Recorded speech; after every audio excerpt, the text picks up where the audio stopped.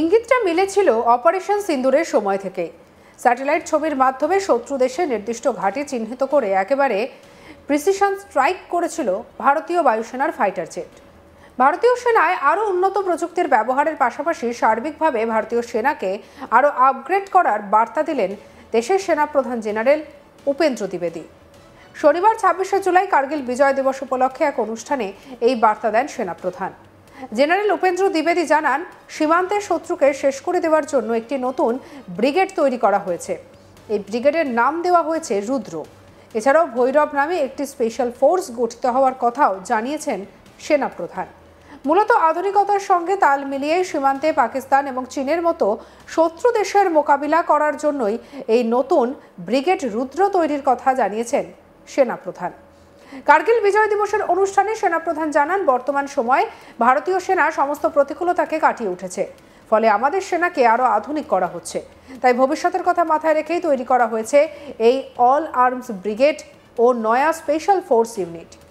নতুন রুদ্র ব্রিগেডের বিশেষত্ব হলো এতে থাকছে সমস্ত রকম ইউনিট, যেমন ইনফ্যান্ট্রি বা পদাতিক বাহিনী, আর্মড ইউনিট অর্থাৎ ট্যাঙ্ক এবং ভারী অস্ত্র, আর্টিলারি অর্থাৎ কামান এবং অন্যান্য মেকানাইজড ইনফ্যান্ট্রি অর্থাৎ সাজোয়া যানে সজ্জিত স্পেশাল ফোর্স এবং আনম্যান্ড এরিয়াল সিস্টেম ড্রোন। সীমান্তে কোনো রকম আক্রমণ হলে শত্রুকে তছনছ করে দিতেই প্রস্তুত করা হচ্ছে এই বিশেষ ধরনের ব্রিগেড। রুদ্রর পাশাপাশি আরেকটি স্পেশাল ফোর্সের তৈরির কথাও জানিয়েছেন সেনাপ্রধান। এই স্পেশাল ফোর্সের নাম হলো ভৈরব। এই নতুন স্পেশাল ফোর্সও মোতায়েন করা হবে মূলত সীমান্ত এলাকাতে।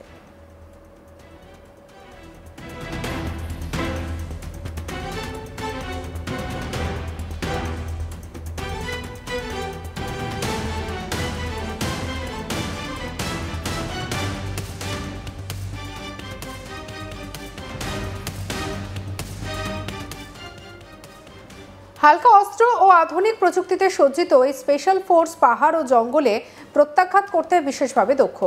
এই বাহিনীর হাতে থাকবে MP5 সাবমেশিন গান, দেশীয় ড্রোন বোমার মতো অস্ত্র। রাতে বা কুয়াশার মধ্যে শত্রুর ওপর হামলা চালাতে এই বাহিনীকে দেওয়া হবে বিশেষ প্রশিক্ষণ। এই বিশেষ বাহিনীর কাজ হবে সীমান্তে যুদ্ধে শত্রু দেশের সাপ্লাই লাইন ভেঙে দিয়ে একেবারে নিখুঁতভাবে শত্রুদের ঘাঁটি উড়িয়ে দেওয়া।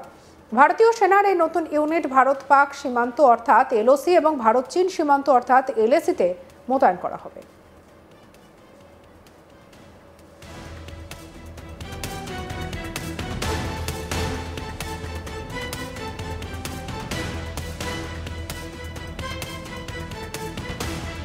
যুদ্ধক্ষেত্রে আধুনিকীকরণের প্রচেষ্টার কথা তুলে ধরে জেনারেল দ্বিবেদী বলেন, পদাতিক ব্যাটালিয়নগুলিকে এখন ড্রোন প্লাটুন দিয়ে উন্নত করা হচ্ছে।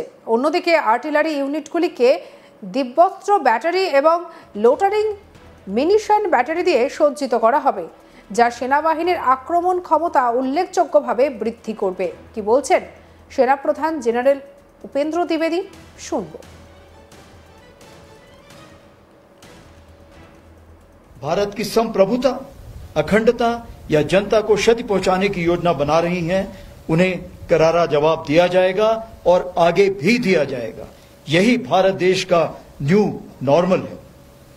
आज की भारतीय सेना न केवल वर्तमान चुनौतियों का सफलतापूर्वक सामना कर रही, बल्कि हम नित्य प्रतिदिन एक परिवर्तनशील, आधुनिक और भविष्य उन्मुख शक्ति के रूप में तेजी से अग्रसर हो रहे हैं।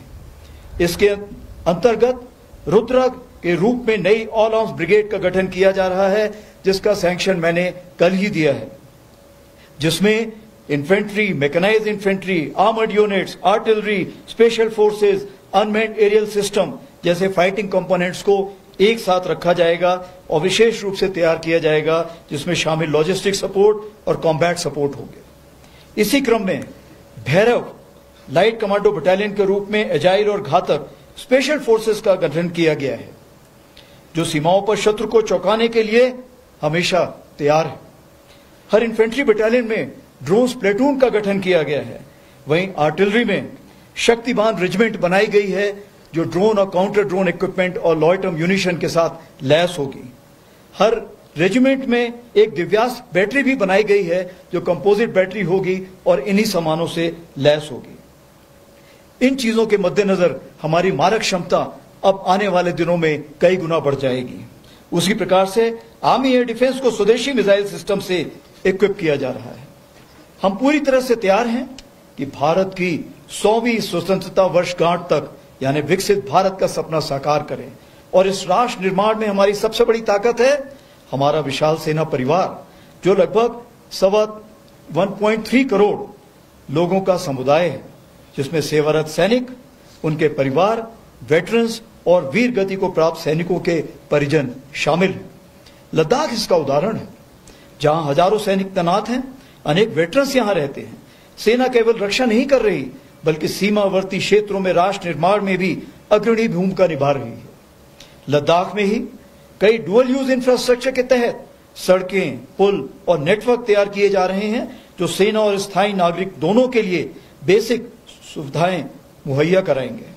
वाइब्रेंट विलेज प्रोग्राम के अंतर्गत चयनित किए गए गांवों में भारतीय सेना द्वारा प्रायोरिटी से विकास कार्य चल रहे हैं।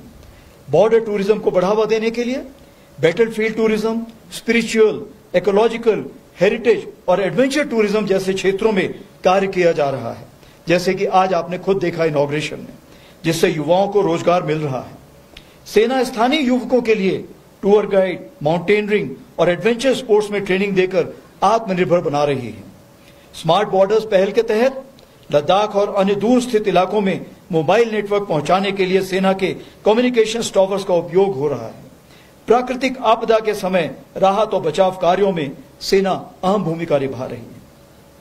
हमारे वेटरन्स जो हमारे आदर्श हैं, आपका योगदान हमारी नींव है। भले ही आपने वर्दी ना पहनी हो, लेकिन आपका जज्बा और राष्ट्र के प्रति समर्पण आज भी उतना ही अमूल्य है। आप न केवल हमारी सेना की गौरवशाली विरासत के वाहक हैं, बल्कि राष्ट्र निर्माण के लिए एक महत्वपूर्ण स्तंभ भी है। मैं युवा कैडेट्स और छात्रों को यह बताना चाहूंगा कि आज का दिन केवल एक ऐतिहासिक यादगार नहीं, यह राष्ट्र निर्माण का आह्वान है। आपने देश की सेवा ईमानदारी, शुद्धता और राष्ट्रभक्ति के साथ करें, चाहे वह सेना, विज्ञान, शिक्षा, चिकित्सा या उद्यमिता कोई भी रूप हो। कारगिल विजय दिवस हमारे लिए केवल स्मृति नहीं, यह वचन है भारत की संप्रभुता, अखंडता और सम्मान की रक्षा के लिए अंतिम सांस तक लड़ने का। हम शांति प्रिय हैं पर कमजोर नहीं। हम संकल्पित हैं, सजग हैं और अडिग हैं। हमारे शहीद हमारी प्रेरणा है। हम अपने वीरों को, विरासत को आगे बढ़ाएंगे। आइए आज हम एक साथ संकल्प लें कि हम भारत को सुरक्षित, सशक्त और विकसित बनाएंगे। সঙ্গে রাখুন আজ তাক বাংলার ইউটিউব চ্যানেলকে লাইক, কমেন্ট, শেয়ার, সাবস্ক্রাইব করতে ভুলবেন না।